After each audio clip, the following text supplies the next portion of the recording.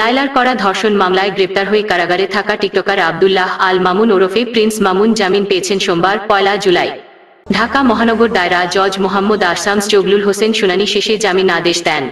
মামলার বাদীপক্ষের আইনজীবী মাজেদুর রহমান সোহাগ জামিনের বিষয় নিশ্চিত করে বলেন, মামলার বাদী লায়লা জামিনের বিরোধিতা করলেও আদালত 10,000 টাকা মুচলেকায় জামিন আদেশ দিয়েছেন। এদিকে জামিন পাওয়ার পর কারাগার থেকে মুক্তি পেয়ে দুধ দিয়ে গোসল করেন প্রিন্স মামুন। এমনই এক ভিডিও সামাজিক যোগাযোগ মাধ্যমে ছড়িয়ে পড়েছে, যেখানে দেখা যায় ছোট চুলে জেলখানা থেকে বের হয়ে মামুন তার মাকে সালাম করেন, আর এরপরই তাকে দুধ দিয়ে গোসল করতে দেখা যায়। ছেলে মামুনের মাথায় দুধ ঢেলে দিচ্ছিলেন মা নিজেও। গত 9 জুন প্রিন্স মামুনের বিরুদ্ধে রাজধানীর ক্যান্টনমেন্ট থানায় একটি মামলা করেন লায়লা। মামলার পরদিন রাত 9:30টার দিকে কুমিল্লার পুলিশ প্রিন্স মামুনকে গ্রেপ্তার করে।